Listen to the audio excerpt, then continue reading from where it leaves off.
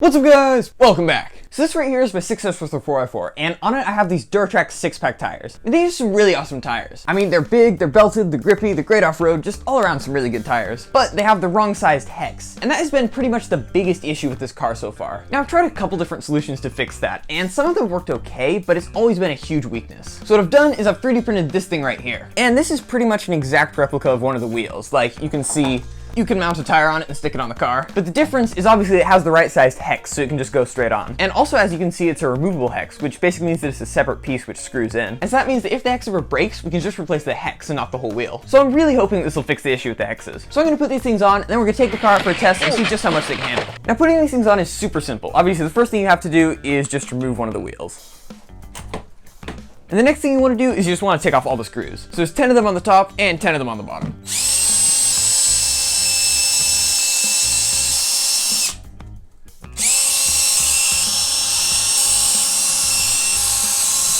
And that step takes forever, even with the drill. Anyway though, once you've done that, you can take off the little plate on the top and the one on the bottom.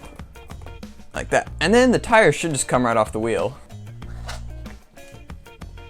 Perfect, like that. And before I put the tire on the new rim, I also have to just drill out these holes real quick. I designed them to be a bit small so that the screw would have some material to bite into, but unfortunately the printer made them too small. But it's not a problem because you can just drill them out. And putting the tire on the wheel is super simple. You just have to sort of push. Come on. Perfect. Now on the top of the wheel here, you can see there's sort of that little groove, and you want to try and line up the little ridge on the tire with that groove. And once you've done that, you can put the covers on. Now I had tried to design this to work with the original covers, but I unfortunately could not get the holes to line up right. So instead, I just 3D printed these covers here, which are basically the same. You do have to drill out the holes on these a bit though. And then you can just stick it on like this, and make sure you got all the little holes lined up, and of course the groove. And of course you can just stick in the screws, and then you just screw it in.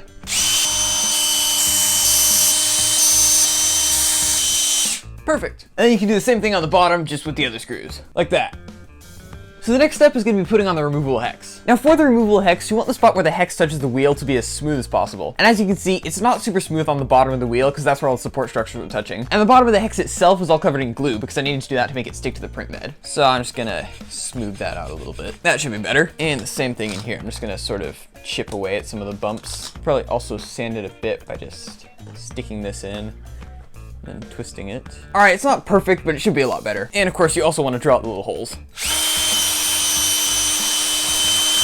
So then you just want to screw in some of your screws into the holes here. And once you've got one of the screws sort of poking out, and you can stick in your hex and sort of line it up with that, and then screw it in. And when you screw the other one in, make sure that they both go in the same amount, because otherwise the hex will be crooked. If you go in by the same amount on each one each time, then that'll help. And then once you got the first couple of screws on, then you can just put the rest on. And obviously again, make sure that they're screwed in the same amount. And by the way, if you guys want to try this for yourself, the screws are 3x18 millimeters. It's a super common size, like pretty much every RC company makes them, and there's lots of different types as well. In fact, I can tell you firsthand that there are lots of different types because the hobby shop only had one of each. You can see I've got some axial button heads, some Traxxas button heads, and some axial flat heads. Now looking at the bottom though, you can see that the screws do come up a little bit more. And I think I may have accidentally added the entire height of the removable hex instead of just the height of the bit that the screws go into. What that means is you could probably get away with using 3x15 millimeter screws, and that's an even more common size. In fact, it's the size of pretty much every screw on a Traxxas car. Either way though, once you've got your tire mounted, you can just stick it on the car, like that. So I'm just gonna do that same thing on the other two wheels real quick, and then I'll see you guys when I'm done. All right, so I've got all the tires mounted, and I've got them on the car, and I think they look pretty awesome. Now, I think I may have messed up the measurements for the offset slightly. Like, you can see, the car seems a bit narrower than before. So later on, I'll probably remeasure and print the hexes just to make it a bit wider, but for now, it shouldn't matter too much. Anyway though, let's take it out for a test to see how strong these new wheels are. All right, so one last thing. I just took this car out and drove it for a couple minutes, and I noticed that it was sending a lot of the power to the front wheels. So I opened up the center differential, and I found out that most of the fluid had somehow leaked out, and it was pretty much empty. So what I did was I got some of these silicone earplugs, and I put them in instead. And you can see now,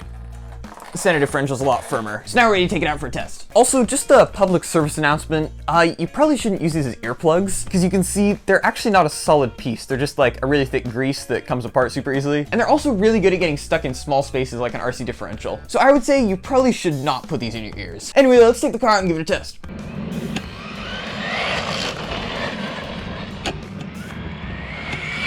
Whoa, yikes. Oh.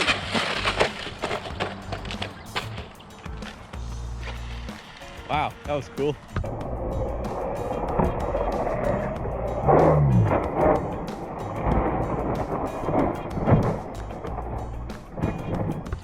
jeez.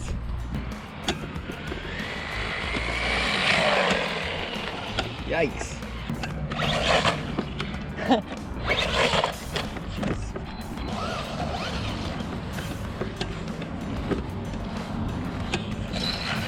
Oh, jeez.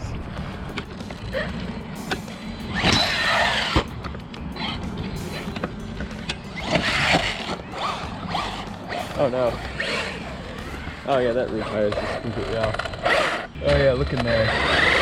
Yeah, it's just somehow it's rounded off. But I've got a new one on the 3D printer right now. Oh, geez.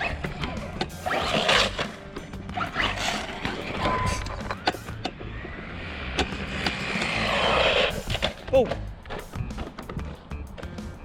Sure. Wow, was that a double?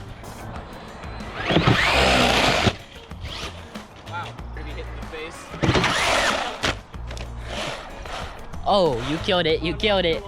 No. Oh no. No. Let's see if it drives.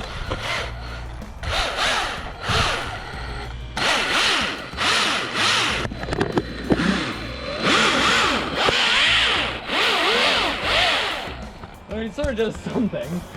It does sound cool, I'll give you that. So there it is, some custom 3D printed rims for my 6S Rustler 4x4. I'm genuinely pretty happy with these. I mean, obviously they didn't work perfectly and they did still break, but they actually took a good bit of abuse before they did. And really, as long as you're not doing massive jumps or rolls on the concrete, they actually hold up really nicely. Now, I do still want to be able to do massive jumps and rolls on concrete, so there is a lot of room for improvement, but it's definitely a good start. I feel like really the main issue with these things is that I'm trying to use the 12mm hex size. I want to use 12mm hexes just because that's the size that comes stock on the car, so it's a lot easier to use. But you're really only supposed to use 12mm hexes for at the very most 3S. Like for reference, the Sandyland uses 12mm hexes. But so obviously running this thing on 6S with these massive tires and enough power to do standing backflips is definitely going to be pushing it a bit. Now the good news about the removable hexes though is that we can really easily change the hex size. You're supposed to use 17mm hexes for running on 6S, so I think I might get some 17mm hexes for these. But generally it's definitely a good start and it definitely works a lot better than the JB Weld hex adapters. So there's going to be a download link for 3D printable files to these in the description if you want to try them for yourself. I think they definitely would work pretty nicely on 3S. Anyway though, that is unfortunately about it for today's video. Thank you all very much for watching. Don't forget to leave a like if you enjoyed, and of course subscribe for more 6S Rustler, and I will see you all next time. Oh.